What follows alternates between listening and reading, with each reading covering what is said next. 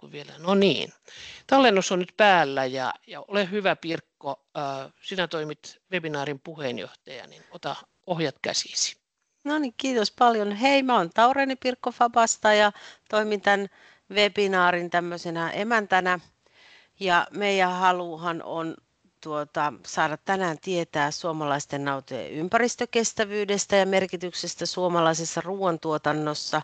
Ja me ollaan haastettu täältä Fabalta tuonne Lukelle tutkijoita kertomaan meille näistä aiheista ja saatu 2 tutkijaa kertoo, eli erikoistutkija Maria Leino ensiksi aiheella suomalaisten nautojen ympäristökestävyys ja sitten johtava tutkija Seppo Ahvenjärvi naudan merkityksestä kotimaisessa ruoantuotannossa.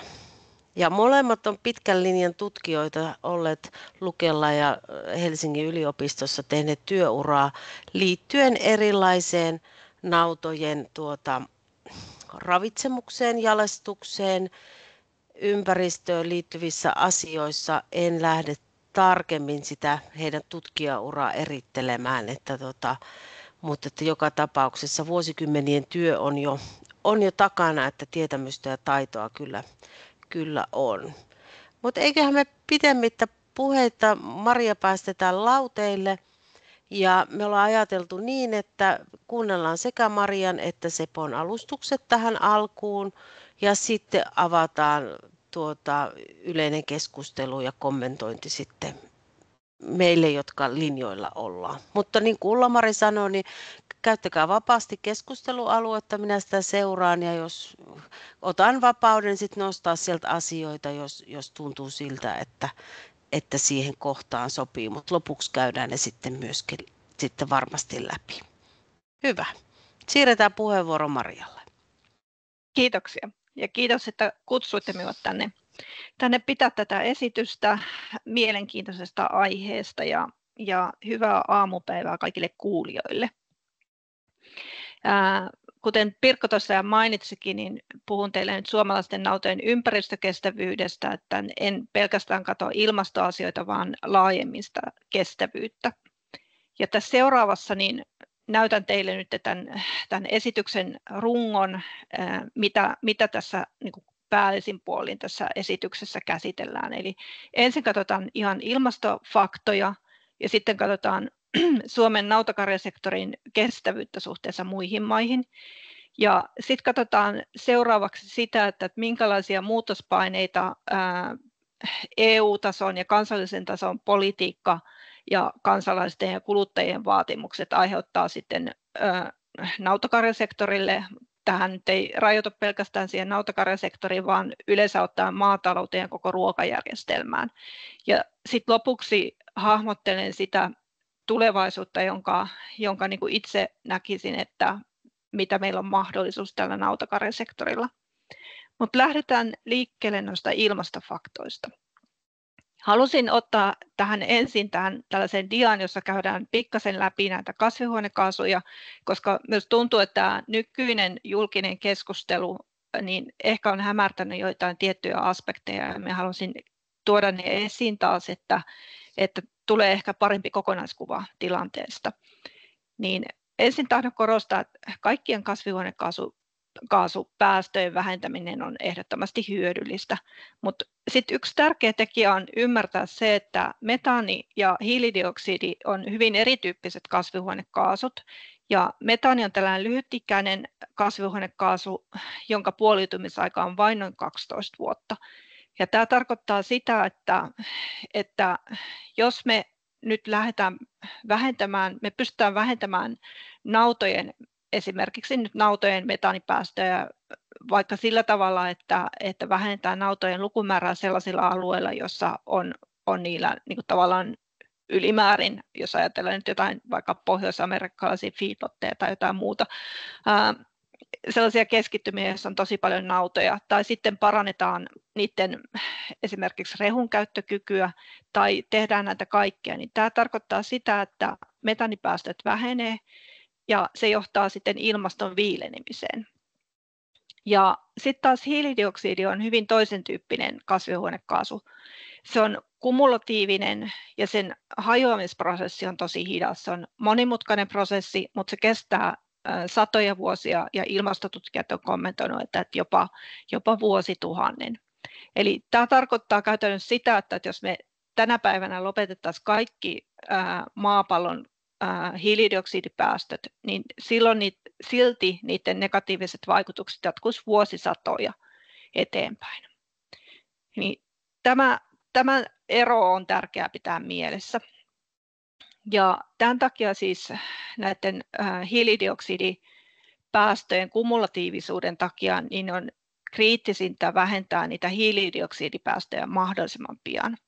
Ja itse näkisin niin, että turvemaat on tässä maataloussektorilla erityisen keskeisiä, koska turvemailta tulevat päästöt on pääasiassa hiilidioksidi- ja typpidioksidipäästöjä. Ja typpidioksidi, näette sen tässä vihreällä, niin se on aika lailla tuon hiilidioksidin ja metaanin niin kuin välimaastossa, minkälainen se dynamiikka on. Eli tällainen lyhyt faktakertaus.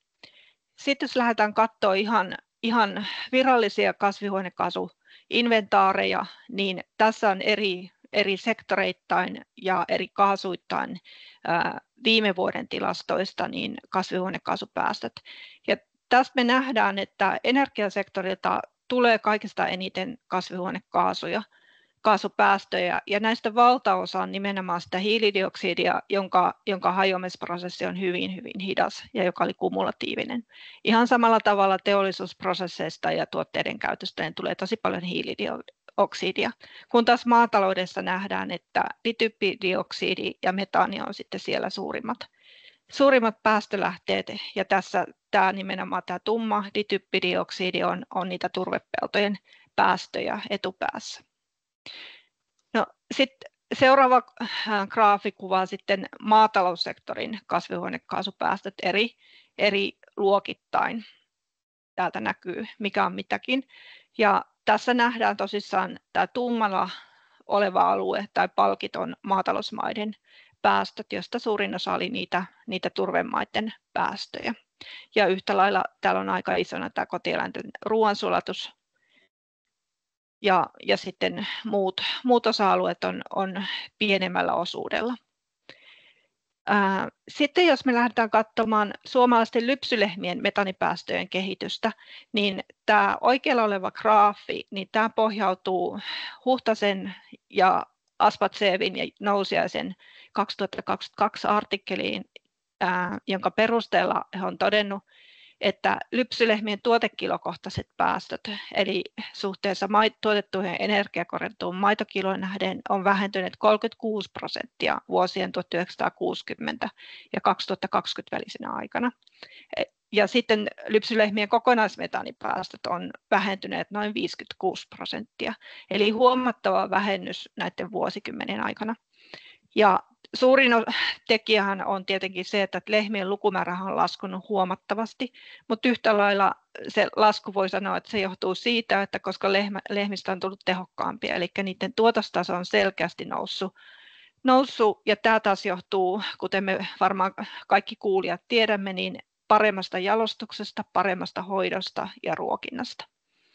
Eli hyvällä tiellä ollaan, ja tämän eteen tehdään koko aika töitä edelleenkin, että saadaan lypsylehmien metanipäästöjä vähennettyä. Ja yhtä lailla lihakarjasektorilla on työtä tehdään, koska siellä esimerkiksi jalostusarvostelu kehittyy nyt isoin harppauksiin, kun on siirretty genomiaikaan ja nimenomaan aloitettu pohjoismainen lihakarjan arvostelu ja genomiarvostelu. No sitten tällä dialla on tarkoitus käydä läpi sitä, että mitkä olisi Suomessa tällaisia nautojen kasvihuonekaasupäästöjä erityisesti pienentäviä tekijöitä. Niin ensimmäisenä nostan tietenkin eläinjalostuksen. Eli kun me jalostetaan eläimiä, jotka on rehun käyttökyvyltään hyviä, ja lehmiä, jotka on kestäviä, jotka poikii säännöllisesti ja on terveitä, niin tällaiset eläimet, niin niiden kasvihuonekaasupäästöt on vähäisempiä kuin huonompien yksilöiden. Ja tämä taas yhtä lailla tarkoittaa sitä, että tällaiset eläimet on tuottajille myös parempia, eli ne on tämä on niin kuin tällainen win-win-tilanne, että molemmat osapuolet hyötyvät.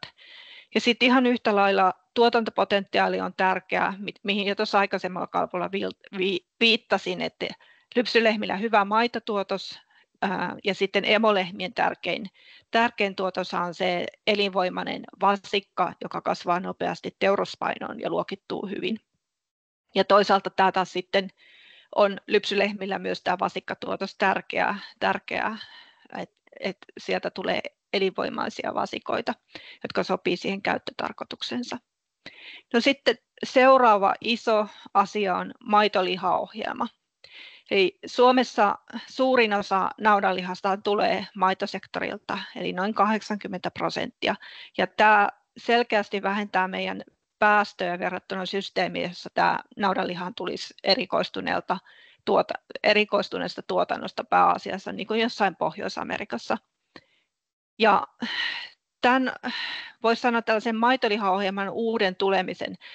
Silloin kun olin itse Helsingin yliopistossa opiskelemassa, niin silloin puhuttiin maitolihaohjelmasta, mutta se ei silloin ollut vielä, jollain tavalla se oli vähän kivuliaasti toimi. Mutta nyt genomivalinnan ja tilakon kasvun myötä, niin tämä on selvästi tehostunut tämä maitolihaohjelma, mikä on erittäin hyvä asia. Ja sitten tämän ansiosta niin entistä tarkemmin pystytään valikoimaan sitten lypsykarjoissa ne lehmät, jotka on parhaimpia, tai naarat, jotka on parhaimpia, jotka kannattaa siementää sitten parhaimmilla lypsyrotuisilla keinosiemensonneilla ja käyttäen sukupuolilajiteltua X:ää. Ja sitten taas heikoimmat yksilöt kannattaa ehdottomasti siementää sitten liharotusiemenellä, ja tällöin saa parempia eläimiä sitten teuraskasvatukseen. Ne kasvaa nopeammin ja sitten ne luokittuu paremmin, mikä myös vähentää sitten kasvihuonekaasupäästöjä. No, sitten Suomen suuri etuhan on se, että meillä on niin kuin ilmasto-olosuhteet, joihin sopii nurmi tosi hyvin. Meillä sataa niin paljon, ja verrattain viileä ilmasto, ja tähän sopii nurmi, ja sen myötä meillä on tämä nautakarjasektori niin vahva. Ja nurmilla on tosi paljon erilaisia etuja. Ne parantaa maan rakennetta ja ne ylläpitää lisää maan hiilivarastoa. Tämä riippuu siitä, että minkä tyyppistä se maa on. Sitten ne sitoo tehokkaasti ravinteita ja toisaalta sitten ne ylläpitää monimuotoisuutta monin tavoin. Ja tämä pätee sekä viljeltyihin nurmiin että laitumiin. Laitumit on kaikista parhaimpia monimuotoisuuden ylläpitäjiä. Sitten yksi tärkeä aspekti on se, että kun Suomessa on paljon turvepeltoja, joilta tulee paljon päästöjä, niin näillä pelloilla monivuotiset nurmet on ehdottomasti parempia kuin yksivuotiset viljelykasvit, erityisesti jos ne viljellään monokulttuureina, että siellä ei ole aluskasveja joukossa, niin tämä vähentää turvepeltojen päästöjä. No sitten yksi asia on myös sitten sivuvirtojen ja sitten elintarviketeollisuuden hukan hyödyntäminen ruokinnassa. Ja tämähän tapahtuu meillä jo varsin hyvin. Meidän kotieläintaloudessa hyödynnetään sivuvirtoja ja se tarkoittaa sitä, että sen sijaan, että se menee jonnekin todellakin niin kuin hukkaan, vaikka pahimmillaan kaatopaikalle se jäte, niin se kiertää systeemissä ja se vähentää sillä tavalla kasvihuonekaasupäästöjä. Ja nostan vielä viljan esiin sen takia, että toi on niin kuin, tuntuu siltä, että tavallinen kansalainen ja ehkä aika koulutettukaan kansalainen ei välttämättä ymmärrä sitä, että Suomessa jos viljellään viljaa, niin se ei todellakaan tarkoita, että se on aina elintarvikekelpoista, että se todella vuodet voi vaihdella niin paljon, että se viljasato ei täytä niitä laatuvaatimuksia, että sitä voisi ihmiskäyttöön käyttää, vaan se menee sitten kotieläimille, joka on erittäin tärkeä niin kuin tavallaan kiertotalousaspekti tässä. Ja sitten viimeinen asia, jonka nostan tässä kohtaa esille, on lannan käsittely ja sitten kiertotalous tässäkin suhteessa. Eli se, miten sitä lantaa käsitellään niin kuin navetoissa ja sitten lantalassa ja milloin se levitetään ja millä tavalla, niin tällaisillakin asioilla voi vaikuttaa niihin päästöihin, että mitä sieltä tilalta tulee. Ja sitten biokaasu on selkeästi niin kuin tulossa vahvasti tänne kotieläinpuolelle, mikä on tosi hieno asia, ja silloin se on tärkeä myös imagoasia sen takia, että biokaasulaitosten avulla pystyy kierrättämään kaiken eloperäisen lannan ja muut eloperäiset ainekset, ja sieltä saa ulos energiaa korvaamaan esimerkiksi parhaimmassa tapauksessa, jos on isoja laitoksia, niin fossiilisia polttoaineita, ja sitten toisaalta niin sieltä tulee mädätettä, joka on lantaakin parempaa lannoitetta, koska siinä liukoisen typen osuus on suurempi kuin tavallisessa lannassa, ja sieltä voi saada myös kuiviketta. Eli paljon voi tehdä, paljon on jo niin kuin tekeillä tällä hetkellä Suomen nautasektorilla, ja on monia asioita, jotka voi tehdä edelleen paremmin. No, sitten jos verrataan Suomen nautakarjasektoria kestävyyttä tuossaan muihin maihin, niin lähdetään ensin katsomaan noita kasvihuonekaasupäästöjä. Nämä 2 seuraavaa diaa on sitten semmoisia, että nämä on FAAn tilastoista. Nämä on vuodelta 2022 nämä tiedot. Täällä on alueittain katsottu niitä kasvihuonekaasupäästöjä. Ensin tässä on maito. Vasemmalla puolella on päästöjen intensiteetti, eli kasvihuonekaasupäästöt suhteessa tuotettuun maitokiloon, ja sitten oikealla puolella on kokonaispäästöt. Ja tässä tarkastelussa katsotaan pelkästään alueita, ei yksittäisiä maita. Ja FAAn tilastot mahdollistaa sen, että eri maita ja alueita voidaan verrata keskenään, mutta ne on karkeita ja ne on siis suuntaan antavia. Mutta haluan esittää nämä sen takia, että tässä nähdään niin kuin muutamia sellaisia hyviä faktoja. Eli jos me katsotaan nyt tätä maitoa ensin, niin nähdään, että tällaisilla alueilla, joissa tuotanto on tällaista hyvin intensiivistä, niin kuin nyt eurooppalainen tai pohjois-amerikkalainen maidon tuotanto on, niin tuotekilokohtaiset päästöt on tietenkin paljon pienemmät kuin sellaisessa tapauksessa, kuten nyt kehittyvät maat on. Että siellä on niin kuin hyvin sellaista ekstensiivistä, laajaperäistä se tuotanto. Ja sitten toisaalta, mitä suurempi niin kuin se lypsykarjasektori tässä tapauksessa on, enemmän eläimiä ja mitä niin kuin, tavallaan tehottomampaa se tuotanto on, niin sitä suurempia ne päästöt. Ja se näkyy täällä sitten tällaisina esimerkiksi Afrikka, Aasia, Etelä-Amerikka, niin niillä on suuremmat kokonaispäästöt. Siellä on paljon eläimiä ja sitten se tuotanto on varsin tehotonta. Ja sitten ihan vastaavasti näkyy naudanlihalla. Eli tällaiset alueet, jossa se naudanlihan tuotanto on intensiivistä, niin siellä tuotekilokohtaiset päästöt on sitten pienempiä kuin jossakin täällä esimerkiksi Etelä-Amerikassa. Ja sitten toisaalta taas Etelä-Amerikassa on tosi paljon, tuotetaan naudanlihaa, jolloin tällaiset aluekohtaiset naudanlihan kasvihuonekaasupäästöt on suuria. Ja sitten jos katsotaan vähän toisella tavalla näitä kasvihuonekaasupäästöjä, tässä on kaikki kasvihuonekaasut laskettu kumulatiivisesti maataloussektorilla vuosina 1990-2021. Ja tämä harmaa alue on sellaisia maita, joiden tietoja ei ole poimittu. Otin täältä ison joukon maita, koska halusin oikeastaan tällä niin kuin kuvalla näyttää sen, että pohjoismaiset kumulatiiviset päästöthän on varsin maltillisia verrattuna esimerkiksi Pohjois-Amerikkaan ja sitten Etelä-Amerikkaan tai Intiaan ja Kiinaan. Ja tuolla, niin kun olen lukenut näitä ilmastotutkijoiden tieteellisiä artikkeleja viime aikoina, niin siellä on niin kuin käyty aika paljon sellaista keskustelua, että pitäisikö ottaa huomioon sellaiset historialliset päästöt, niin kuin viittasin siihen, että hiilidioksidipäästöt on kumulatiivisia ja ne jatkuu, niiden haittavaikutukset jatkuu vuosisatoja, niin pitäisikö siinä niin kuin, tavallaan siinä ilmastopolitiikassa huomioida se, että joillakin tietyillä mailla tai alueilla on rankat tällaiset historialliset päästöt ja pitäisikö niiden ottaa isompi vastuu siitä, että kuinka paljon niitä päästöjä vähennetään sitten tästä eteenpäin. Tämä on vain tällainen niin kuin ehkä vähän sivukommentti, mutta tämäkin antaa jotain kuvaa. Sitten jos katsotaan edelleenkin tätä meidän tuotantomme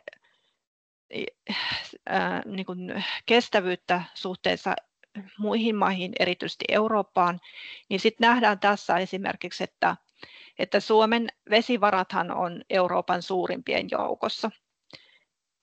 Ja yhtä lailla meidän ilmasto on puhtaimpien joukossa ja meillä käytetään antibiootteja todella vähän suhteessa moniin muihin Euroopan maihin ja myös globaalisti. Ja sitten toisaalta meidän kotieläintiheytemme, eli täällä on muutkin kuin naudat, täällä on kotieläimet kaiken kaikkiaan, niin on tosi matala ja matalimpien joukossa. Ja esimerkiksi jos verrataan nyt vaikka Hollantiin, joka on tässä, niin Hollannilla on konkreettinen ongelma, koska siellä on kotieläimiä niin paljon ja maan pinta-alaan nähden ja se systeemi pyörii aika paljon ulkomaisella valkuaisella, niin siellä on konkreettinen lantaongelma ja liikaa typpeä ja se aiheuttaa erilaisia niin kuin, siis saastumista ihan suoraan sanottuna. Ja sitten tähän dialle on koottu, meillä on nautasynteesi valmistunut tuossa 2023, niin vielä näitä nautasektorin eri vahvuuksia. Ja tästä haluan nostaa muutamat asiat, joita ei tuossa aikaisemmin käyty läpi. Eli yksi asia, joka kannattaa pitää mielessä, että meillä on erittäin korkeatasoinen, erityisesti siis lypsykarja, jonka kokonaisvaltainen jalostus on oikeasti maailmanlaajuisesti poikkeuksellinen. Eli se, että te tuottajat olette kerännyt sitä terveystarkkailudataa ja tuotosdataa vuosikymmeniä, niin mahdollistaa sen, että meillä jalostetaan niin sellainen kokonaisvaltaisesti sitä lypsykarjaa. Ja siellä ei ole pelkästään tuotos, vaan siellä on myös niin kuin kestävyys, terveys ja monet muut jalostuskohteet. Ja sitten toiseksi meillä ei käyttää soijaa nautojen rehuissa, mikä on kanssa niin kuin tosi tärkeä aspekti. Ja meidän terveydenhuolto ja hygieniataso on korkeat. Lääkkeitä käytetään vähän, mitä edellisen dian se antibioottikuvakin, mihin se viittasi. Sitten meillä on kaiken kaikkiaan tällainen korkea laatu ja tuotantoketjun läpinäkyvyys hyvin tyypillistä täällä sekä Suomessa että muutenkin Pohjoismaissa. Ja se, mikä on kanssa tyypillistä, on, että meillä on tämä jatkuva kehittäminen. Meillä on ammattitaitoiset tuottajat, korkeatasoinen tutkimus ja koko ketjun kiinteä yhteistyö. Että ainakin itse ajattelen niin, että myös tuntuu, että meillä on niin kuin laajasti halu pyrkiä tekemään asiat paremmin. Että vaikka ne on varsin hyvin jo nyt, mutta että siinä on sellainen niin kuin laajalla rintamalla tahto haluta tehdä yhä paremmin asiat. Ja se on tosi arvokasta. No, sitten tässä nautasynteesissä nostettiin niitä haasteita, mitä tällä nautasektorilla on. Niin yhtenä asiana on tietenkin turvepellot, jotka ei sinänsä suoraan liity mitenkään nautoihin, mutta koska niitä turvepeltoja on keskimääräistä enemmän nautakarjatiloilla, niin nekin tulee tähän niin kuin tavallaan haastekenttään. Ja sitten yhtenä asiana nostettiin eläinten hyvinvointi, ja vaikka tämä meidän niin kuin nautojen hyvinvointi voi olla huomattavasti parempi kuin monessa muussa kilpailijamaassakin, niin silti nostettiin esiin laidunnuksen väheneminen, sitten vasikoiden varhainen vierotus ja kasvattamojen tilanahtaus esimerkiksi tällaisina asioita, jotka voisi tehdä paremmin. Ja tämä on ollut tosi ilahduttavaa huomata esimerkiksi, että alkaa tulla sellaisia uutisia, että vasikat on mukana vasikat on vierihoidossa ja että tilat on löytänyt hyvin innovatiivisesti erilaisia ratkaisuja, jotka toimii sitten heidän olosuhteissaan. Ja tämä on tosi tärkeää myös imagoseikka. No sitten kuluttajan puheiden ja ostopäätösten ristiriita on aika ilmeistä, koska kuluttajat läpeensä sanovat, että eläinten hyvinvointia arvostetaan ja ympäristötekoja arvostetaan, mutta onko siitä valmiita sitten maksamaan, kun mennään sinne kauppaan, niin se on sitten toinen asia. Eli onko niin, että sieltä kuitenkin otetaan se lihapaketti, joka onkin ehkä jostakin sellaisesta maasta ja sellaisesta tuotantoympäristöstä, joka on selvästi Suomen olosuhteita huonommat. Ja sitten viimeinen nosto oli tässä tuottajien jaksaminen ja toimeentulon nykyisessä kustannuskriisissä. Tämähän ei tietenkään päde kaikkiin tuottajiin, koska osalla tuottajia menee todella hyvin, mutta me kaikki tiedetään myös, että tosi moni viljelijä tällä hetkellä lopettaa.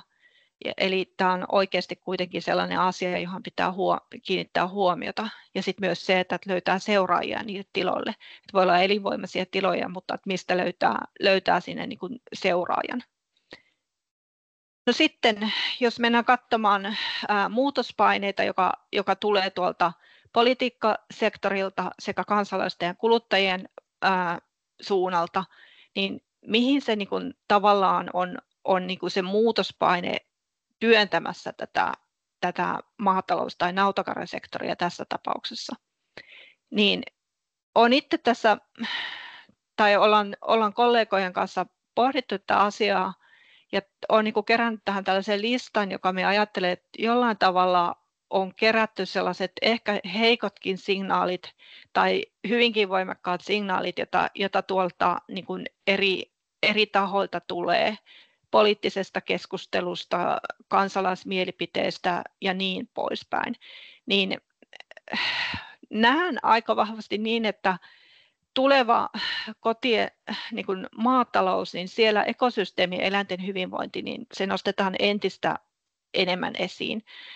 Jo nyt on niin kuin paljon tiloja, jotka on kiinnostunut uudistavasta viljelystä ja hiilen sitomista maaperään. Tämä varmaan tulee entisestään voimistumaan, että tällaista jollain tavalla niin kuin, kannustetaan viljelijöitä siihen, että maaperän hyvinvoinnista pidetään entistä parempaa huolta. Sitten toinen aspekti on luonnon monimuotoisuuden ylläpito, ja tämähän on just nautakarjasektorilla vahvuus, koska nurmet on niin keskeisessä osassa nautojen niin kuin nautakarjataloutta ja toisaalta laitumet myös. Ja nämä molemmat, kuten minä tuossa mainitsin, niin ne ylläpitää sekä kasvikunnan että hyönteiskunnan ja myös maaperämikrobiston monimuotoisuutta. Ja sitten laiduntaminen on varmasti sellainen asia, johon kiinnitetään huomiota, että siihen tulee nimenomaan myös tällainen kansalaismielipide ja sellainen kansalaisten ja kuluttajien, voi sanoa, että kuluttajien ostokäyttäytymisen vaikutukset. Ja toinen asia on sitten vasikoiden vierihoito, joka on samantyyppinen. No sitten tuotanto tulee varmasti perustumaan vahvasti karkearehuun ja nurmiin, niin kuin se on kyllä tälläkin hetkellä, mutta siis tämä varmasti korostuu tulevaisuudessa ihan globaalisti enemmän, koska käydään aika paljon keskustelua siitä, että onko niin kuin sallittua ruokkia kotieläimiä sellaisella tuotteella, jotka ihmiset voi syödä suoraan. Ja no, niin tähän tulee varmasti painetta, vaikka Suomen kohdalla tilanne on ihan erilainen kuin jos ajattelee jotain pohjois-amerikkalaisia feedlotteja, joissa eläimiä ruokitaan hyvin voimakkaalla väkirehulla ja kyseessä on märehtiö. No sitten yksi tärkeä asia on nykyistä vähäisempi riippuvuus ulkoisista tuotantopanoksista, eli huoltovarmuuden esiin nouseminen. Viime vuodet on ollut aika turbulentteja ja hyvinkin tällainen epävakaisuus globaalisti jatkuu, niin siihen kannattaa tilatasolla varautua, että miten pystyn vähentämään riippuvuuttani ulkoisesta tuotantopanoksesta. No sitten on kiertotalous, käyty jo läpi, että meillä niin kuin rehujen osalta sivuvirrat kiertää tai sivuvirrat hyödynnetään varsin hyvin. Ja sitten viljan osalta, elintarvikekäyttöön soveltumaton vilja. Mutta sitten myös kaikki muu ravinteiden kierrätys on varmaan nousee entistä isompaan rooliin. Ja toivon, että kun biokaasulaitos, jonkinlainen voisi sanoa buumi on käynnissä, niin se johtaa siihen, että entisestään kehitetään tällaisia skaalautuvia biokaasulaitoksia niin, että niitä olisi niin kuin mahdollisuus hankkia myös pienille tiloille ja sitten, että sieltä löytyisi niin kuin kaiken tyyppisille tiloille sopivia ratkaisuja, koska biokaasulaitoksen kautta tosiaan voi laittaa kaiken lannan ja eloperäisen jätteen ja saada ulos energiaa sitä mädätettä, joka siellä on liukoisen typen osuus suurempi kuin tavallisessa lannassa ja kuiviketta riippuen vähän siitä laitteesta, että minkä tyyppinen laitteisto on. Ja se oikeasti voi olla mahdollinen lisätulolähde ja silloin voi olla suuri imagovaikutus tällä biokaasulla. No sitten kotieläin- ja kasvinviljelytilojen yhteistyö on sellainen asia, jota soisi näkevän enemmän ja on viime aikoina käyty keskustelua taas siitä niin kuin elintarviketeollisuuden ja sitten tutkijoiden kanssa tässä ihan hiljakkoin, että olisi niin kuin halu ja tarve nähdä, että naudat palaisi etelään. En tiedä kuinka se niin kuin mahdollistetaan, mutta se on myös tärkeää sillä tavalla, että kun nauta näkyy ympäristössä, niin se ei unohdu. Että se on siellä pelloilla laiduntamassa, niin se on osa ihmisten elämää ja kulttuuria. No sitten alueellisuus ja huoltovarmuuden parantuminen, koska isojen yksiköiden haavoittumisriski on suuri. Eli olisi tärkeää, että Suomessa pysyisi elinvoimaisena kaiken kokoiset tilat, että myös pienet tilat voisivat säilyä elinvoimaisina. No, tullaan loppuun melkein tässä minun esityksessä, mutta tässä siis näen tulevaisuuden osalta, että ekologisen kestävyyden, ympäristötekojen sekä eläinten hyvinvoinnin huomioinnin merkitys korostuu siis entistä enemmän. Ja tällä on niin kuin yhteys taloudelliseen kannattavuuteen, että vaikka se tässä vaiheessa tuo ehkä menoja, mutta uskon niin, että esimerkiksi EU:n tukipolitiikka tulee muuttumaan entistä enemmän siihen, että tuet on laatuperusteisia entistä enemmän. Että mikä on tilan ympäristökestävyys, se vaikuttaa saatuihin tukiin. Ja sitten toisaalta, että tuotteista, eli maidosta, raakamaidosta ja naudanlihasta maksetaan entistä enemmän varmaan tulevaisuudessa sen perusteella myös, että mitkä on niin kuin sen tilan ympäristökestävyys. Se suunta näyttää menevän tähän päin. No sitten siihen viimeiseen asiaan, eli tulevaisuuteen. Minkälaisena itse haluaisin nähdä ja pidän niin kuin täysin realistisena, että minkälainen tulevaisuus meillä voisi olla Suomessa. Niin itse ajattelen, että suhteessa niin kuin moniin muihin kilpailijamaihin, niin meidän tilanne on niin kuin kestävyyden kannalta niin hyvä ja täällä on huomattava niin kuin globaalisti tarve tuottaa hyvänlaatuista valkuaista, niin lypsykarjapopulaatio voitaisiin jopa kasvattaa Suomessa ja keskittyä tuottamaan kestävästi tuotettuja maito- ja naudanlihatuotteita sekä kotimarkkinoille että vientiin, koska meillähän ei ole tälläkään hetkellä, niin maidon osaltahan me tuotanto on yhtä suurta kuin kulutus, mutta naudanlihan osalta niin me joudutaan tuomaan Suomeen naudanlihaa, koska me ei tuoteta riittävästi tällä hetkellä itsellekään. Mutta se olisi potentiaalia vientiin, mutta sitten tässä olisi tosi tärkeää, että se kestävyys pystyttäisiin todentamaan jotenkin sen tuotteen kestävyys entistä paremmin. Tässä oli nyt minun viimeinen dia ja esitys on nyt minun osalta nyt päättynyt. Kiitoksia. No niin, kiitos paljon Maria. Me ei nyt hypätä vielä kysymyksiin eikä kommentteihin, vaan taputetaan ja kiitetään Mariaa ja päästetään Seppo lauteille kertomaan sitten vielä lisää naudan merkityksestä meidän ruokatuotannossa ja ketjussa. Ole hyvä, Seppo. Joo, kiitos. Nyt vielä sieltä näyttöasetuksesta vaihdat toisinpäin. Joo, niin meille tulee koko kuvaa sitten näkyviin. Oho, nyt hävisi jakaminen. Joo, hävisi sen vuoksi, että siinä... Se on jännittävää. Aina nämä vaihdot. Kun tässä jostakin syystä tulee tämmöinen... No niin, nyt mä saan... Ai niin joo, sulla on sellainen ongelma, että se tulee se tämän Teamsin palkki siihen. No nyt ei, se tuli, mutta se onneksi totteli Kiva. Näyttää hyvältä. No niin, eli hyvää aamupäivää kaikille kuulijoille. Laitatko Seppo vielä kameran päälle? Jaha, sekös lähti pois. Sitten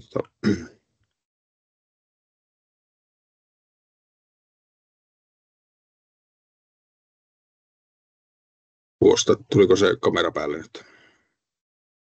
Nyt vaikuttaa hyvältä.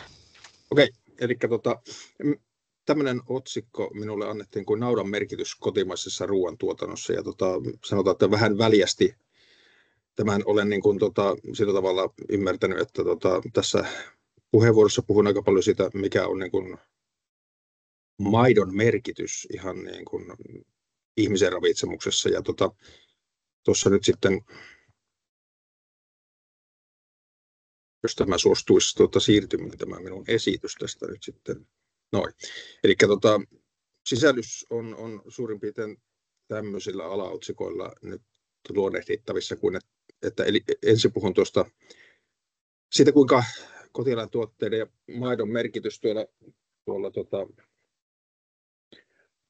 tuolla ihan globaalitasolla näyttää lisääntyvän, ja sitten mikä on tuo maidon rooli ihmisen ravintona, eli miksi sitä maitoa on tuotettu ja edelleen kannattaa tuottaa, ja sitten lypsylehmä, mikä sen rooli on ruoantuottajana, ja sitten tuosta suomalaisen maidon tuotannon tulevaisuudesta. Ja nyt niin kuin FAOn ennusteiden mukaan on odotettavissa, että tuo väestönkasvun ja sitten väestön elintason nousun, ostovoiman lisääntymisen vuoksi eläintuotteiden kulutus, se edelleen lisääntyy noin arvioiden mukaan 20% tässä seuraavien neljännesvuosisadan aikana. Ja maidon kohdalta tuossa on yksi muutama vuosi sitten tieteellinen artikkeli, josta tuon poimin, että silloin oli arvioitu, että noin 87 kiloa on globaalitasolla keskimääräinen tuo maidon kulutus, ja 50 vuoden aikana, seuraavan 50 vuoden aikana sen on arveltu lisääntyvän tuonne 119 kiloon asti, eli ihan henkilöä kohti tuo maidon kulutus globaalisti lisääntyy. Eli tuossa kun Mariakin tuossa mainitsi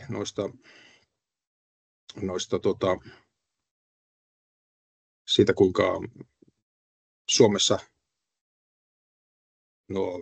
päästöjen intensiteetti on huomattavasti pienempi kuin monissa muissa maissa, niin se kannattaa pitää mielessä, että jos Suomessa tuotetaan maitoa, niin se on pienemmillä päästöillä tuotettua kuin mitä monessa muussa maassa. Tässä nyt on esimerkiksi tämmöinen kuvio, jossa on siis 10 maailman suurinta maidon tuottajaa. Eli nähdään siitä, että Intiassa, tai siis näissä 10 maassa niin on yhteensä 150 miljoonaa lypsylehmää, joka on 46% tuon tilastoinnin tekohetkellä maailman niistä lypsylehmien määrästä. Ja nähdään siitä, että tuossa Intiassa siellä on suurin osa maailman noista naudoista, mutta tuo keskituotos on niin pieni, että se päästöjen intensiteetti on väistämättä aika suuri. Samoin Brasilia ja Kiinakin, joka on, en tiedä luotaanko enää kehittyväksi maaksi, mutta sielläkin on paljon potentiaalia, että ainoa noista isoista maidontuottajista Yhdysvallat, niin siellä ollaan niin kuin eurooppalaisella ja pohjoismaisella tasolla, tai jopa vähän ylikin tuon eläinaineksen ja ruokinnan ja sen tehokkuuden intensiteetin suhteen. Mutta siellä on näitä Afrikan maita, joissa on valtavasti nautoja määrällisesti, mutta ne tuottaa hyvin vähän kuitenkin. Ja sitten jos lähdetään laskemaan niitä päästöintensiteettiä tuotekiloa kohti, niin ne on aika suuria.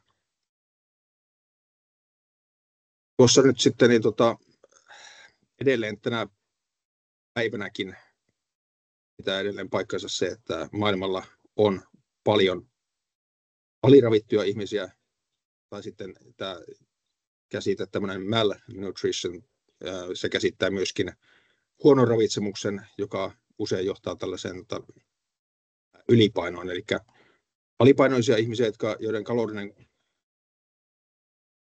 niin kuin energiansaanti ruoasta on ali sen, mitä he tarvitsisivat, niin heitä on niin kuin melkein 400 miljoonaa.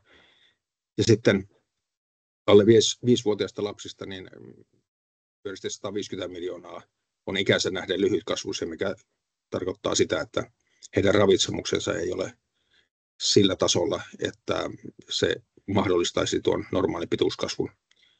Ja alipainoisia lapsia 45 miljoonaa ja ylipainoisia 37 miljoonaa. Ja tässä esityksessä kohta tullaan siihen, että kuinka myöskin ylipainoisten lasten ja ihmisten kohdalla tuo maito on ihan hyvä ravintoaine tai ruoka-aine. Ja edelleen tilanne näyttää siltä, että lähes puolet alle 5-vuotiaiden lasten kuolemista on yhteydessä aliravitsemukseen. Ja ylipainoisia aikuisia, heitä on 2,5 miljardia ja melkein 900 miljoonaa on lihavuusrajan yläpuolella. Eli maito on osa terveellistä ja ravitsevaa ruokavaliota. Ja katsotaanpa sitten tuossa vähän tarkemmin, että minkälaisia argumentteja tuon väitteen, niin minkälaista todistusaineistoa siihen löytyy tuon väitteen perustaksi. Eli maito, sen käyttö elintarvikkeena, se näkyy ihan meidän omassa perimässämme. Tuossa on sellainen kuvio tuossa, jonka näette varmaan siinä on punaisella ne alueet, joissa väestöstä yli 90% aikuisiällä säilyy laktaasientsyymin aktiivisuus. Eli se tarkoittaa sitä, että tällaiset ihmiset eivät ole laktoosiintolerantikkoja, vaan pystyvät käyttämään maitoa ruokana ja juomana. Ja se on yhteydessä historiallisesti siihen, että tällaisilla alueilla on ollut maitoa käytettävissä elintarvikkeena, ja tällaisilla ihmisillä, jotka ovat pystyneet sitä käyttämään ilman ongelmia, niin heillä on niin kuin runsastunut semmoisessa populaatiossa tuo laktaasientsyymin säilyminen. Eli tuo kartta on aika yhtenevä sen kanssa, kuinka noita maitoa tuottavia eläimiä on käytetty. Eli se näkyy ihan meidän perimässä se, että meillä on käytetty maitoa elintarvikkeena. Kun taas sitten tuollaiset osat tuolla niin kuin Aasiassa, niin siellä on suuri osa ihmisistä sellaisia, joilla laktaasientsyymi se ei säily aikuisiällä. Tässä mun näkemystä haittaa tämmöinen palkki, joka tässä tulee suoraan tuohon näytön päälle, mutta yritän silti tästä nyt sitten tihrustaa tästä. Eli maitovalkuainen, se on ravitsemuksellisesti parempaa kuin kasvivalkuainen. Eli tuohon otin ihan tahallani ehkä vähän provokatiivisesti siinä kuvaan näistä, mitä tällaisista korvikkeista tai vastikkeita, kumpia ne olivatkaan, niin silloinhan esimerkiksi kahvia, tässä oli se pavuke, jossa on peräti 25% oikeaa kahvia. Ja kun taas näissä kasvismaitojuomissa, joita joskus myöskin kasvimaitojuomiksi tai kasvismaidoiksi nimitetään, niin niissä ei ole maidon kanssa muuta tekemistä kuin joskus se nimi, joka niistä käytetään. Tässä on sitten tällainen kuvio, joka oikeastaan haluan näyttää sen vuoksi, että se kertoo siitä, kuinka tuo maitovalkuainen on ylivertaista näihin kasvivalkuaisiin verrattuna. Eli siinä on tällainen indeksiluku, johon on yhdistetty tuo valkuaisen sulavuus ja sen aminohappoprofiili. Eli maito on lähinnä sitä ihmisen tarvitsemaa aminohappoprofiilia, eli se on niin kuin mahdollisimman hyvää valkuaista, mitä ihminen voi saada.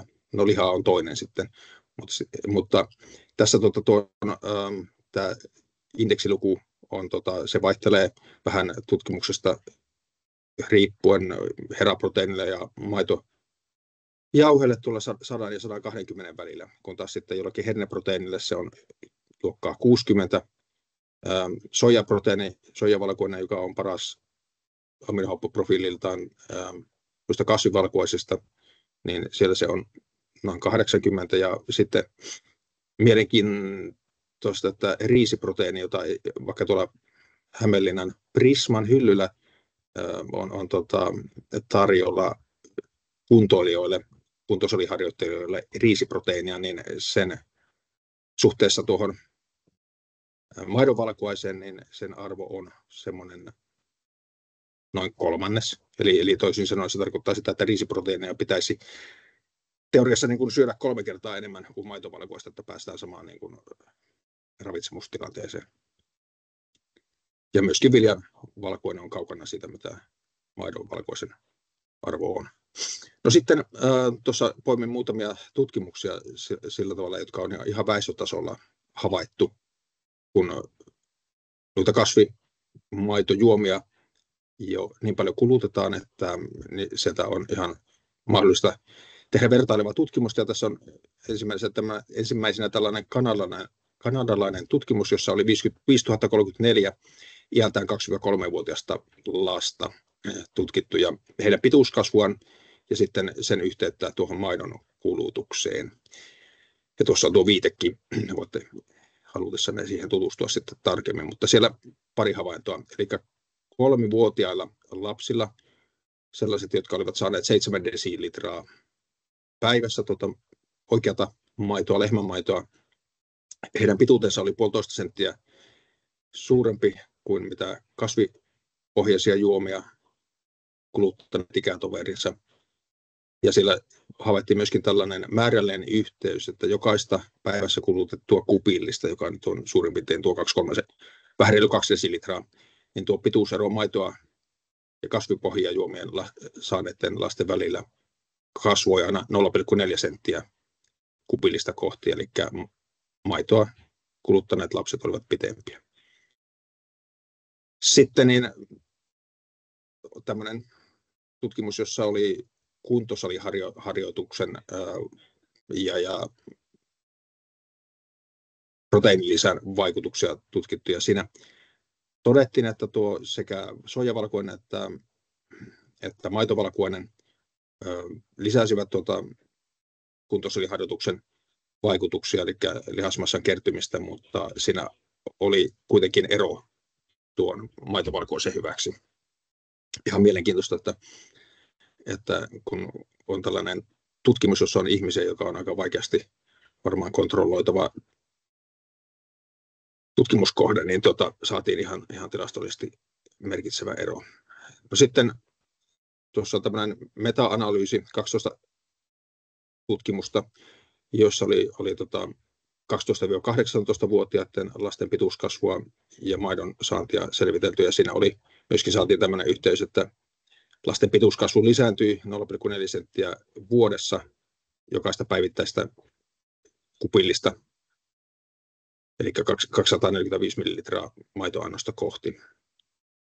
Ja sitten vielä tämmöinen historiallisen aineistoon perustuva tutkimus. Siellä tutkijat olivat kaivelleet aineistoa 1800-luvulta Preussista ja Ranskasta. Siellä asevelvollisuuden pituus oli noissa aineistossa löydettävissä, ja sitten siellä kun verrattiin sitä aluetta, mistä nuo asevelvolliset olivat tulleet, niin sen maidon tuotannon ja sitten tuon pituuden välillä löydettiin yhteys. Eli osoittaa sen, että meillä historiassakin niin tuo maidon merkitys sillä on ollut ihan selkeä niin kuin vaikutus tuohon ihmisten ravitsemustasoon. No sitten vielä näistä terveysvaikutuksista. Halusin näitä ottaa sen vuoksi esille, että niin kuin viimeaikaisissa ravitsemussuosituksissa niin on keskusteltu näistä eläinkunnan tuotteista, ja se on melkein tuntuu, että se näkökulma on sillä tavalla, että nostetaan esille niitä negatiivisia vaikutuksia, ja kuitenkin niin siellä on myöskin paljon positiivisia vaikutuksia. Tässä on tällainen tutkimus, jossa havaittiin tai todettiin, että maidon ja maitotuotteiden kulutus, se oli yhteydessä pienentyneeseen lasten liikalihavuuden riskiin, eli muistutuksena siitä, että maailmalla on miljardeja ylipainoisia ihmisiä, melkein 900 miljoonaa liikalihavaa, eli maito ja maitotuotteet, jos ne säilyy siellä ruokavaliossa mukana, niin ne on mieluumminkin vähentämässä sitä lihavuutta tai lihavuuden riskiä kuin sitä vähentämässä kuin lisäämässä. No sitten aikuisilla tuo maitotuotteiden saanti, se paransi kehon koostumusta ja helpotti painonpudotusta energian rajoituksen eli laihdutusyritysten aikana. Ja sitten maitotuotteiden kulutukseen, siihen liittyy neutraali tai alentunut riski sairastua kakkostyypin diabetekseen, eli on yhtenevä noiden kahden edellisen havainnon kanssa. Ja sitten havaittiin vähentynyt sydän- ja verisuonitautien ja erityisesti aivohalvauksen riski maitoa kuluttavilla henkilöillä. Sitten maitotuotteiden saannilla oli suotuisa vaikutus luun mineraalitiheyteen, kuitenkaan ei sitten luun murtumien riskiä, siihen ei havaittu yhteyttä. Sitten maitotuotteiden saannilla oli käänteinen yhteys, eli edullinen vaikutus paksusuolen syöpään ja virtsainrakon syöpään, mahasyöpään ja rintasyöpään. Sitten haimasyövän ja munasarjasyövän ja keuhkosyövän riski ei havaittu yhteyttä. Sitten tutkimustulokset näytti ristiriitaisilta eturauhassyövän kanssa. Sitten kokonaiskuolleisuuteen tuolla maitotuotteiden kulutuksella ei ollut yhteyttä, eli ainakaan tämän reviewin perusteella niin maito ei ole mikään sellainen tuote, joka olisi ihmisen ravitsemuksen kannalta negatiivinen, vaan sillä selvästi on sijansa edelleen. No, tässä on pari näkökulmaa sitten siihen, että kun usein puhutaan näistä, kuinka kasvisten kulutusta pitää lisätä ja kuinka sitten kasvisten hiilijalanjälki on huomattavasti pienempi kuin eläinkunnan tuotteiden, niin ravitsemuksellisesti terveellinen ja tasapainoinen ruoka, niin tai ruokavalio, sehän koostuu yksittäisistä ruoka-aineista, jotka täydentää toisiaan. Eli harvempi, en tiedä oikeastaan ketään, joka syö pelkkää juustoa tai lihaa, vaan mä en tässä näytä, mutta on olemassa sellaisia tutkimuksia, joissa on vertailtu sellaisia todellisia dieettejä, ja ne ei ole ollenkaan niin ääreviä ne erot vaikka vegaanien ja vegetaristien ja sitten tällaisten sekadiettiä syövien ihmisten välillä kuin mitä monesti väitetään. Eli ruoka-aineiden hiilijalanjälki vertailu sinänsä ei ole mielekästä, koska niillä on erilainen rooli vaikkapa tomaatilla ja naudanlihalla ja juustolla tuolla ravitsemuksessa, mutta sen sijaan noita eri ruokavalioita toki voidaan vertailla. Tässä vain nyt esimerkkinä siitä, että nuoren tai vanhan miehen päivittäinen energiansaanti, kun sitä lähdetään tyydyttämään laskennallisesti, niin vaikkapa tomaattia syömällä, niin ei tarvitse kenenkään vatsa vetää noin about 13 kiloa tomaattia pitäisi periaatteessa pistellä päivässä, että nuori mies tuntisi itsensä kylläiseksi. Kaurapuuroakin pitäisi syödä reilu 5 litran kattilallinen, mutta tämä vain osoituksena siitä, että kuinka naudanliha, juusto, maitotuotteet, ne on energiatiheitä ja myöskin niiden ravintoainetiheys on suuri, joka sitten tavallaan länsimaisissa ruokavalioissa niiden osuus on korostunut, jolloin saadaan liikaakin näitä ravintoaineita, joka johtaa sitten elintasosairauksiin. Eli siellä myöskin tomaatilla ja kaurapuurolla, perunalla on oma roolinsa, mutta sitten kun tuntuu, että aina heilahtaa se keskustelu johonkin äärilaitaan, niin minusta viimeaikaisessa keskustelussa niin on korostunut se, että näitä energiatiheitä ravinto- tai ruoka-aineita pitäisi välttää ja mitä enemmän sen parempi. No, sitten voitaisiin puhua vähän tuosta märehtiöiden roolista meidän siis niin kuin ihmiskunnan ravinnon tuotannossa. Tuossa on muutama tuommoinen palkki, jossa on kuvattu sitä, mikä on ihmisravinnoksi kelpaava osuus noissa elintarvikkeissa, joita tuotetaan. Ja ne nyt osoittaa, että ihmiselle, että vaikka kuinka pelkästään ihmisravinnoksi pyrittäisiin tuottamaan vaikkapa leipäviljaa, niin siitä 80% on ihmiselle kelpaavaa. Ja tuossa keskustelussa näytti olevan yksi kysymys, jossa kysyttiin sitä, että mikä on se ihmiselle kelpaava osuus viljasta, jota tuotetaan. Sitä Chapa Jansik Lukelta on tehnyt hyvän tällaisen yhteenvedon muutama vuosi sitten. Ja mä en ihan sata varmasti muista, mitkä ne luvut oli, mutta mulla on semmoinen mielikuva, että kun on huono satovuosi säiden puolesta ja ongelmaiset olosuhteet, niin olisi jopa niin, että 40% siitä leipäviljasta on niin kuin leipäviljakelpoista. Eli paljon siitä tulee sitäkin kautta tällaista niin kuin rehukelpoista siitä viljasta. Toki sitten, jos olisi kun nälkäkuoleman partaalla, niin kyllä se rehuviljakin hyvin ruoksi käy. No niin. Eli 80% parhaimmillaankin tuosta viljasta ja soijasta on ihmiselle kelpaavaa. Sitten nämä myllyteollisuuden sivutuotteet, öljyteollisuuden sivutuotteet ja muut sivutuotteet, niin nämä on tällaisia pyöreitä lukuja, mutta siellä ihmiselle kelpaavaa on 20%. Ja laidun ja säilörehu, heinä, nurmikasvit, niissä se ihmiselle kelpaavan osuus on 0%. Mutta näitä lukuja mä olen käyttänyt sitten seuraavia tutkimustuloksia laskettaessa.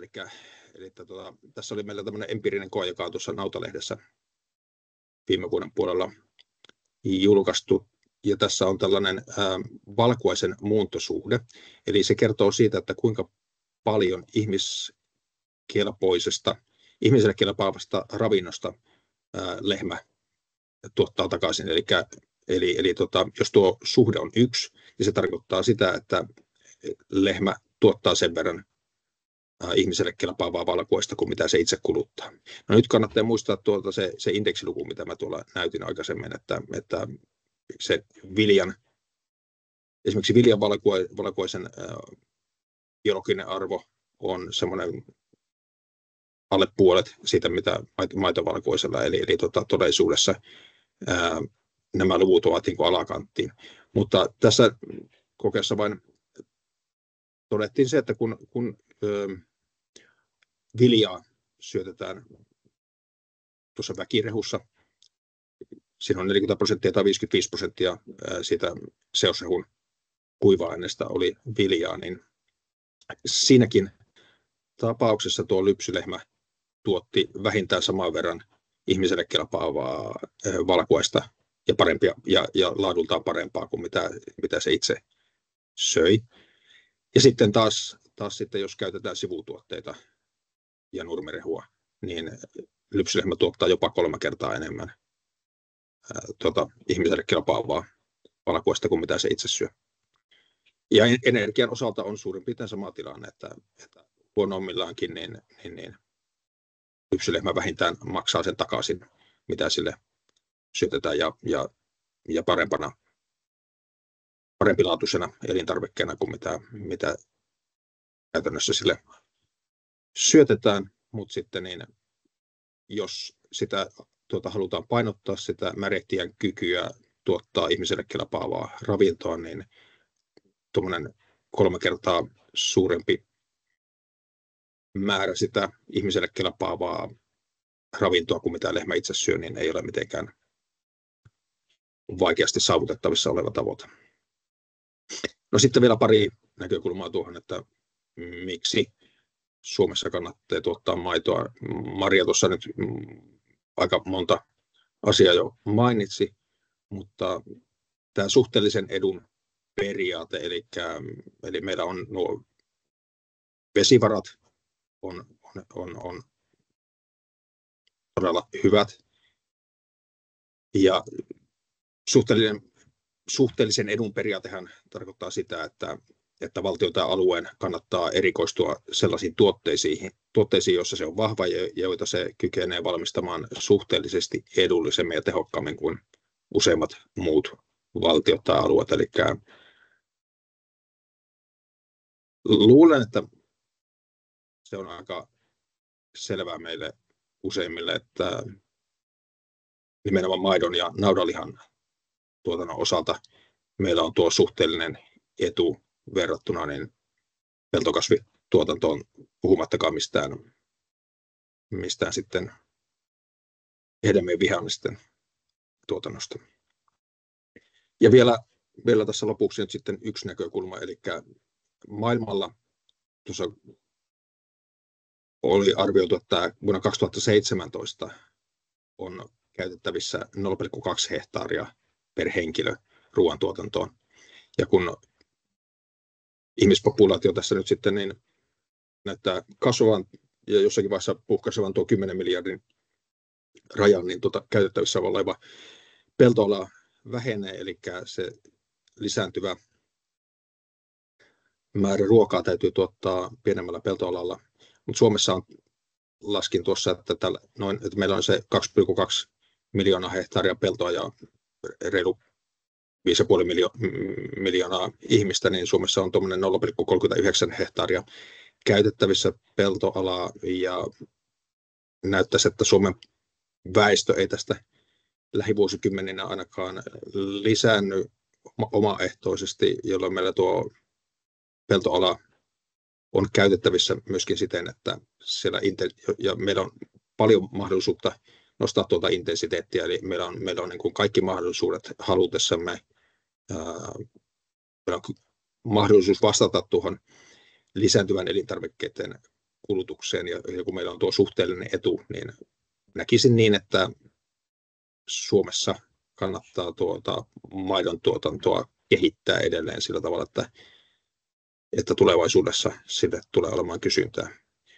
Tuo Suomen käyttävissä oleva peltoala on aika lailla samaa luokkaa, mitä Euroopassa. Pohjois-Amerikka, Yhdysvallat ja Kanada, siellä on potentiaalia ruokkia maailman väestöä, mutta sitten kun mennään tuonne väkirikkaisiin maihin Itä-Aasiaan, niin siellä se on tälläkin hetkellä on tuommoinen 0,10 hehtaaria tuo käytettävissä oleva peltoala. Luulen, että tämä taisi olla viimeinen tällainen mitä minulla oli tästä, ja voidaan varmaan sitten siirtyä keskusteluosaan. Kiitoksia. Joo, kiitos paljon Seppo. Täällä on jo virinnyt keskustelu ja keskustelussa täällä chattiosuudessa, että siellä on jo käyty niin sanottua rinnakkaistodellisuutta tässä tapauksessa, ja mahtavia uploadeja satelee tuolta yleisöltä. Me kuullaan, kuinka se niin kuin kohisee. Meiltä täytyykin Ulla-Mari semmoinen äänitehoste tässä vaiheessa sitten niin kuin ruveta ottamaan jatkossa mukaan. Mutta kiva, Mariakin avasi sieltä kameran, niin molemmat tutkijat ovat meidän piinapenkissä kohta, no ei piinapenkissä, mutta hyvässä keskustelussa. Nyt mennään yhtään kättä pystyssä. Siellä jos joku hersyttelee, niin mä voin katsoa täältä. Täällä on linkitetty tuosta elintarvikekelpoisesta viljasta jo lisätietoa, niin ei mennä siihen. Täällä on suora kysymys, että onko pituuskasvulla ja eliniällä tai terveydellä positiivinen korrelaatio? Omasta puolestani voi vastata, että en ole kuitenkaan niin humaanipuolen ravitsemustutkija, niin pitäisi kaivella. En osaa suoraan vastata tuohon kyllä. Sitten on nostettu esiin, että laiduntamisen haasteita ja huoltovarmuudesta, että se on hyvin haastavaa näinä päivinä, kun ulkoiset tuotantopanokset ovat tärkeitä ja ne nykyisessä järjestelmässä tulee aika pitkälti ulkomailta, kuten osat ja polttoaineet. Kiljusen Jaana kertoo, että Wageningen yliopiston ruokajärjestelmätutkijat on todennut, ettei 8 miljardia ihmistä pystytä ruokkimaan maapallolla ilman nautakarjaa ilmastonmuutoksen heikentäessä. Nyt vahvojen viljelyaloiden sataisuutta puhuttamattakaan monimuotoisuuden vaikutusta. Ja tähän on pyydetty linkkejä. Jaana kertoo, että hän on EAPin kongressissa kuullut tämän, poiminut nämä faktat ja linkittää kuitenkin Wageningen sivuille linkkiä. Sitten täällä argumentoidaan viitaten Land Use Diets, että jos karja tai muuta eläintuotantoa ei olisi ja maailma söisi pelkästään kasvipohjaisesti, tarvitsisimme globaalisti vain 25% nykyisestä peltopinta-alasta. Tämä siksi, että suurin osa kasvasta kasvatetaan tuotantoeläinten ruuaksi, mikä on tehotonta. Tuo tarkoittaisi, että maailman pinta-alasta voitaisiin vapauttaa esimerkiksi takaisin villille luonnolle 3 kertaa Euroopan kokoinen pinta-ala.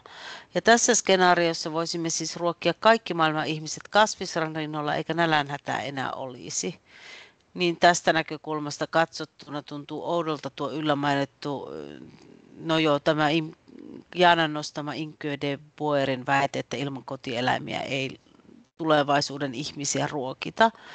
Niin onko teillä tähän jotain kommentointia, Maria tai Seppo? Minä voisin kommentoida jotain nyt, ja tuolla oli myös liittyen toi emolehmät tulevaisuudesta Suomessa, niin sen verran, että itse olen viime aikoina puhunut paljon siitä, että sen sijaan, että keskityttäisiin maakohtaisesti minimoimaan esimerkiksi ilmastovaikutukset, niin pitäisi katsoa globaalia kokonaisuutta ja pyrkiä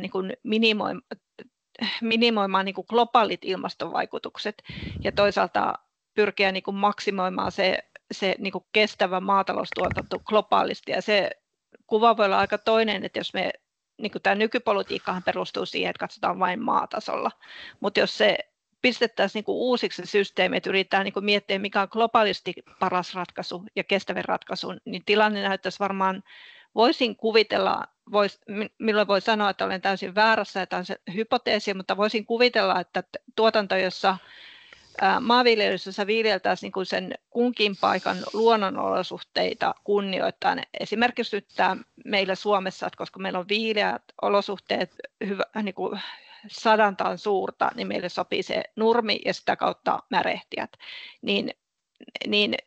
Ja sitten taas jossain Keski-Euroopassa, niin siellä voi hyvinkin viljellä monenlaisia kasviksia. Siellä ei tarvitse välttämättä olla niitä nautoja, siellä voi viljellä jotain muutakin. Ja pyrittäisiin optimoimaan globaalisti se tuotanto ja pyrittäisiin tekemään se mahdollisimman kestävällä tavalla, niin se on tavallaan se ajatusmalli, jota itse näen.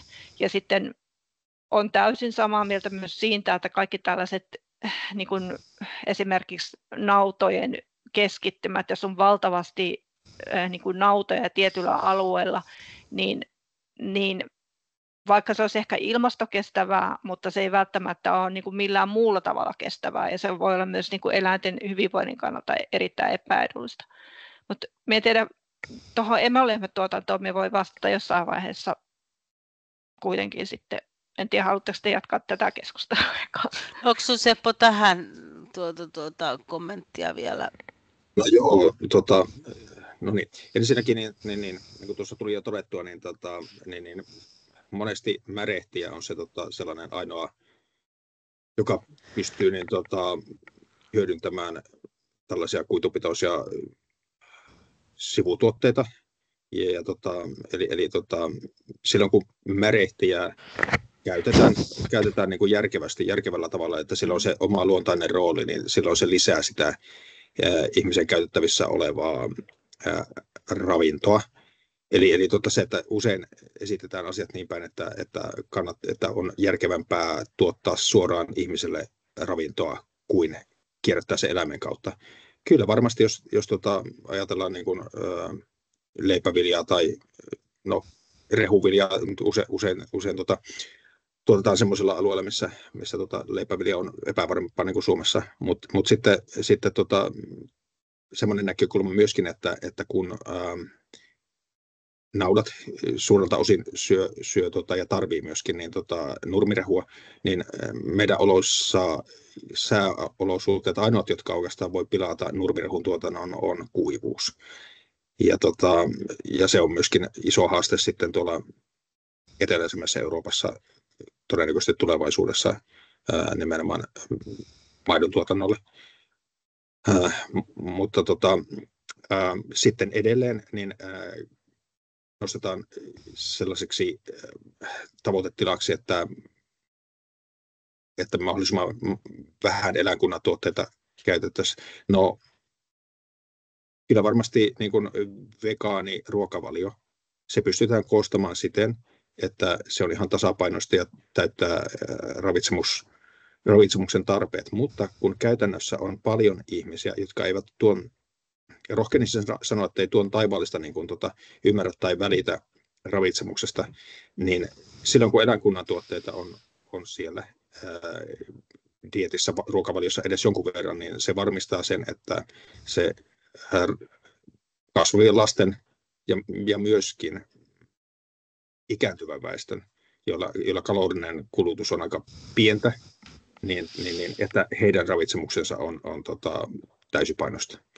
Eli se on niin kuin helppo tapa väestötasolla niin varmistaa se, että ruokavaliot on tasapainoisia ja täysipainoisia, kuin se, että jos mennään siihen vegaanimaailmaan, jossa sitten niin aminohappojen saanti vaikkapa nyt sitten, ja tiettyjen ja kalsiumin ja D-vitamiinin, niin siihen täytyy kiinnittää erityistä huomiota. Joo, kiitos. No joo, Maria, otatko sä kantaa nyt emolehmä puoleen, kun puhuttiin kuitenkin naudasta yleisesti ja nyt nämä tuotantosuunnatkin kuitenkin eroaa ja aika paljon tässä painotettiin niin kuin lypsyn sanoilla tätä nautakarjaa. Joo, ilman muuta. Eli ensinnä tahdon muistuttaa nyt sen, että Suomihan ei ole omavarainen naudanlihan suhteen ja sen takia on niin kuin, itse näen, että on melkein niin kuin, mitä sanaa rohkenisin käyttää. Sanotaan, että eettisesti kestävää tuottaa se naudanliha, jota kotimaiset niin kuin kuluttajat käyttävät niin kotimaassa, koska meillä on suhteellinen etu tuottaa niin kuin, maitoa ja naudanlihaa täällä Suomessa. Niin, eli tämän myötä siis emolehmätuotannolla on ehdottomasti paikkansa ja monet asiat, jotka kommentoivat tuosta nurmet, laitumet, niin pätee siis emolehmätuotantoon. Eli siellä on paljon hyviä asioita siellä, niin kuin sielläkin, vaikka sitten ne tuotekilokohtaiset päästöt niin kuin emolehmätuotannon kautta tuotetusta naudanlihasta on huomattavasti suuremmat kasvihuonekaasupäästöjen osalta. Mutta siellä on paljon muuta siellä just siellä nautasektorilla, jotka on tärkeitä kestävyyteen liittyviä tekijöitä, kuten justiin nurmet, laitumet ja sitten se lanta, jota voi niin kuin käyttää sit pellolla ja parantaa sen maan kuntoa. Niin näkisin, että emolehmillä on edelleen roolinsa Suomessa. Täällä on Tarja Lahtinen. Colin, haluaisitko nyt tässä vaiheessa esittää sun näkemyksiä? Joo, hei vaan kaikki. Tässä olen niin kuin työn puolesta mukana, mutta ollaan myös emolehmätilaa täällä Tammisaaressa. Niin ihan oikeastaan samoilla linjoilla kuin Maria tuossa äsken, että en halua mitenkään niin kuin vastakkain asettaa naudanlihan tuottajia tai maitotuottajia, koska arvostan kaikkia yhtä paljon, mutta mä luulen, että esimerkiksi luonnonlaitumet on aika paljon useammin naudanlihan tuottajien käytössä kuin emolehmä, tai siis tarkoitan maitolehmien laidunnuksessa, eli meidän luonnonlaitumet on aika pitkälti ja perinnebiotoopit tänä päivänä naudanlihan tuottajien käsissä, ja siellä elää se 25% niistä uhanalaisista lajeista siellä meidän perinnebiotoopeilla, eli meillä ei ole varaa niitä menettää, että ei ole niin kuin kysymystäkään siitä, että me emme tarvitsisi naudanlihaa tai naudanlihan tuottajia tai emolehmätuotantoa, koska meillä ei ole mitään muuta keinoa hoitaa näitä perinnebiotooppeja kuin laidunnus, ja se ei tule korvautumaan ihmisen niitolla eikä hyvällä tahdolla, vaan sinne tietyille alueille sopivat vain ne naudat, ja edes muut laiduneläimet ei sitä korvaa. Hei, kiitos hirveän paljon vielä kummallekin tutkijalle, oli aivan virkistävää kuulla joskus jotakin faktaa tämän ikävän julkisen keskustelun tiimoilta. Tavallaan ei koskaan päästä näihin faktoihin, vaan se on aina sitä semmoista luuloon perustuvaa puhetta. Soisi tutkijoiden olevan enemmän tuolla julkisuudessa, että kannustan kovasti siihen. Kiitos paljon. Kiitos. Saako tähän kommentoida? Saa, ole hyvä vaan. Yksi asia, jota haluan tässä korostaa nyt vielä liittyen tähän, mitä Suomessa viljellään, niin minun mielestä pitää erottaa se, että mikä on suomalaisten suositusruokavalio ja mitä Suomen maataloudessa tuotetaan. Eli sellainen maataloutta pitää ajatella tosissaan siltä kannalta, että ennusteiden mukaan maapallolla niin ilmastonmuutoksen vaikutuksesta viljelykelpoinen kokonaispinta-ala pelloilla, tai peltopinta-ala tulee vähenemään kasvihuone tai ilmastonmuutoksen takia, ja sitten se viljelykelpoiset alueet siirtyy pohjoisemmaksi. Ja tämä tarkoittaa sitä, että me tulee yhä suurempi paine täällä pohjoisissa maissa, Pohjoismaissa ja sitten muuallakin pohjoisilla leveysasteilla tuottaa sitä ruokaa muillekin kuin omille kansalaisille. Ja itse näen surullisena sen, että jos niin kuin tavallaan tällaiset maat, joissa pyritään nimenomaan parantamaan sitä kestävyyttä, kuten nyt esimerkiksi Pohjoismaat, niin jos tällaisten maiden tuotanto ajetaan alas, niin millähän se korvautuu? Se korvautuu sellaisten maiden tuotannolla, joka ei ole niin kestävää. Eli tämä on niin kuin tosi tärkeää ymmärtää, just se niin kuin globaalin kokonaistilanteen katsominen. Ja sitten vielä ihan lyhyesti tuohon laitumiin, eli toi on tosissaan, mitä Tarja Lahtinen Kolin sanoi, että emot on nimenomaan tärkeitä siellä laiduntajina, niin meillähän oli Lukessa rantalaidun hanke, jossa ihan oikeasti todennettiin se, että ne paransi ne emolehmät sitä rantojen tilannetta biodiversiteetin kannalta, mutta ne vei myös ravinteita pois sieltä rannoilta, koska se järvenruokahan, niin sehän on tällainen luuppi, että se niin kuin kasvaa, sitten se kuolee ja sitten se lannoittaa itseään ja sitten se alkaa kasvaa entistä enemmän ja niin poispäin. Niin ne naudat, ne emot vie sieltä nimenomaan niitä ravintoita pois. Se on ihan todennettu ja se on tosi tärkeä tekijä, että meillä on noita laiduntajia tuolla perinnebiotoopeilla ja rannoilla. Joo, täällä sitten kiitos Maria täydennyksestä. Täällä olikin vähän tähän liittyvä kysymys, tuli lopussa. Ootas hetkinen. Mikä on maatiaisrotujen ympäristövaikutus suhteessa valtarotuihin liha- ja maidon tuotannossa? Onko teillä tähän näkemystä? Tämä taitaa olla uuden webinaarin paikka, nämä maatiaisrodut ja niiden merkitys. Onko Marialla jotakin näkökulmaa? No, jos ajatellaan ilmastovaikutusta, niin se on ihan selvää, että mitä enemmän tuottaa maitoa se lypsylehmä tai ruho luokittuu paremmin, kasvaa nopeasti teuraspainoja ja luokittuu hyvin, niin silloin ne tuotekilokohtaiset kasvihuonekaasupäästöt on pienemmät. Tämä on niin kuin maatiaisrodulla niin kuin tavallaan se haitta, että ne ei ole niin pitkälle jalostettuja maidontuottajia tai lihantuottajia, mutta sitten yhtä lailla voi sanoa, että se kestävyys ei ole vain pelkästään ilmastokestävyys, vaan siinä on todella justiin tosi laaja-alainen kestävyys, eli siinä on mukana tämä nurmituotanto, laidunnus, perinnebiotoopien ylläpito ja sitten myös kulttuuriset tekijät. Niin Niin tämän verran haluan nyt kommentoida enempää tässä yhteydessä nyt osaa sanoa. Mä voisin lisätä tuohon sen, että myös siis meillä Jokisissahan on se tutkimuskarja on niin kuin geneettisesti korkeatasosta, eli niiden maitotuotos on ainakin geneettisesti niin tai maidon tuotantokyky on geneettisesti korkealla tasolla, ja mitä tässä nyt on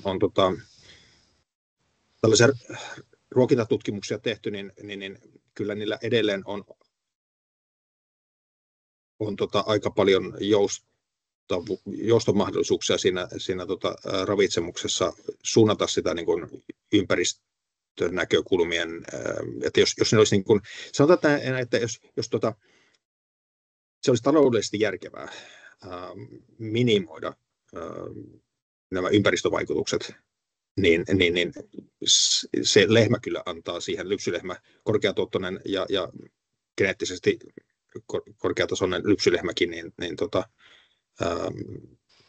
se ei ole niin kuin edelleen semmoista niin kuin huippu-urheilijan ravitsemusta, jossa pitää joka aminohappo olla kohdillaan, vaan ne kyllä taipuu syömään enemmän karkeaa rehua ja sivutuotteita. Se ei tarvitse olla äärimmäisen intensiivistä se ruokinta edelleenkään, että noilla ehkä vielä enemmän sitten alkuperäisroduilla, maatiasroduilla on sitä muutosjoustavuutta sen suhteen. Kyllä. Täältä haluan vielä nostaa tältä keskustelusta. Jos päästövaikutus muutetaan vastaamaan ruoka-aineen energiapitoisuutta sen sijaan, että verrataan päästöä tuotettua raaka-ainekiloa kohden, niin miten esimerkiksi tomaatti ja naudanliha suhteutuvat? No, jos se ilmaistaan hiilijalanjälki niin kiloa tuotetta kohti, niin se on aivan erinäköinen kuin jos se ilmaistaan energiayksikköä kohti tai sitten niin kuin grammaa valkuaista kohti, mutta ajattelisin niin, että niillä kerta kaikkiaan on niin erilainen rooli tuossa ravitsemuksessa näillä kasviksilla, että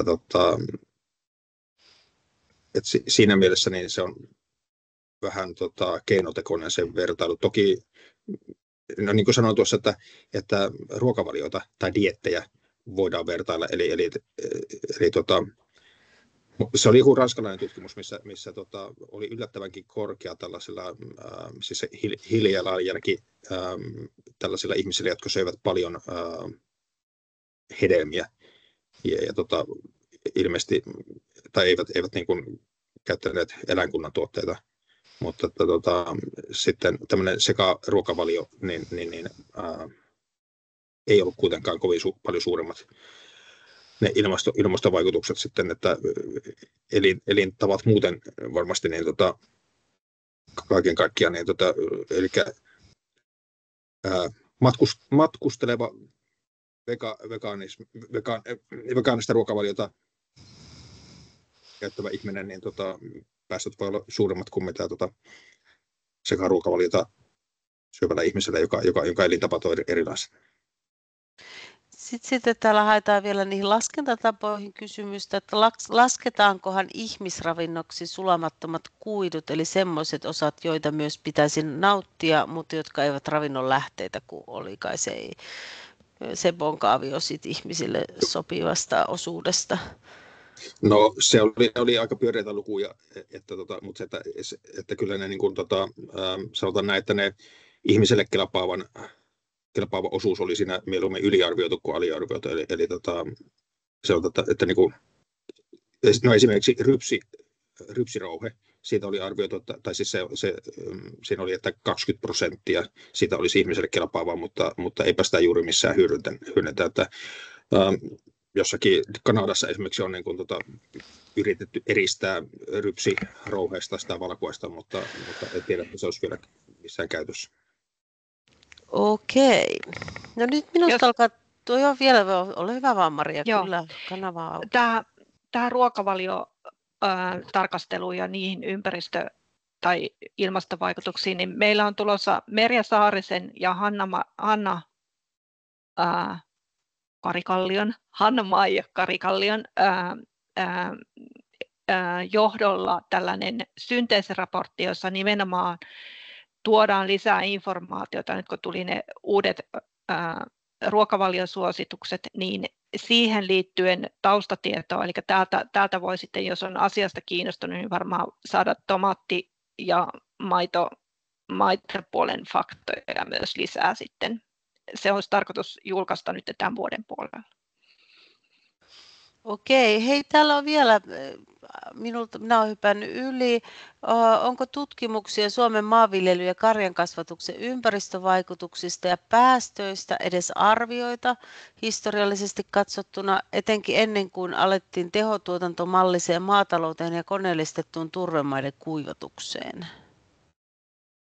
No, tähän voin sanoa sen verran, että toihan oli jo 60-luvulta kun näytin ne lypsykarjan kasvihuonekaasupäästöt, niin miten ne on kehittynyt, niin nehän oli jo 60-luvulta asti ne graafit, eli siellä on niin kuin siltä ajalta näkyvissä se tilanne, mutta aikaisemminhan nyt ihan sanon tällainen, niin kuin, ehkä vähän tällainen, niin kuin, ei eksaktia tieteellistä faktaa, mutta siis aikaisemmin maatilathan seisoi aika lailla omilla jaloillaan, eli kun oli pienet tällaiset maatilat, joissa oli muutama lehmä ja sikoja ja kanoja, niin se lanta käytettiin sen tilan tarpeisiin. Et ei ostettu niinkään ostolannoitteita, vaan se koko systeemi kiersi sillä tilatasolla. Eli voi ajatella, ja sitten ne eläimet laidunsi. Eli sillä tavalla voi ajatella, että se oli varsin niin kuin, ympäristökestävä se systeemi.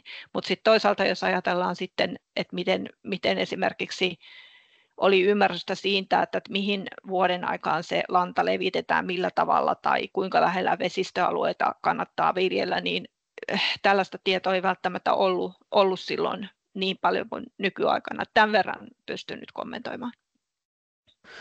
Joo, nyt tässä vaiheessa Ulla-Maria nousee tonne, niin mä tiedän, että nyt on aika kiittää sekä Maria että Seppo ansiokkaista esityksistä. Ja minulla on vähän tunnelma siitä, että meillä on ikinä ollut näin runsasta keskustelua chatissa ja tälleen niin kuin nouseet kysymyksiä, että meidän täytyy ehkä pureskella tätä aihealuetta lisää ja pyytää asiaan perehtyneitä henkilöitä alustamaan, niin nyt mä erityisen lämpimästi pyydän teitä vastaamaan kyselyyn, ja siellä eikö Ulla-Maria ole kohta, että mistä asioista haluaisit lisää informaatiota ja tällaista webinaarimaista tiedon levitystä, eikö vain?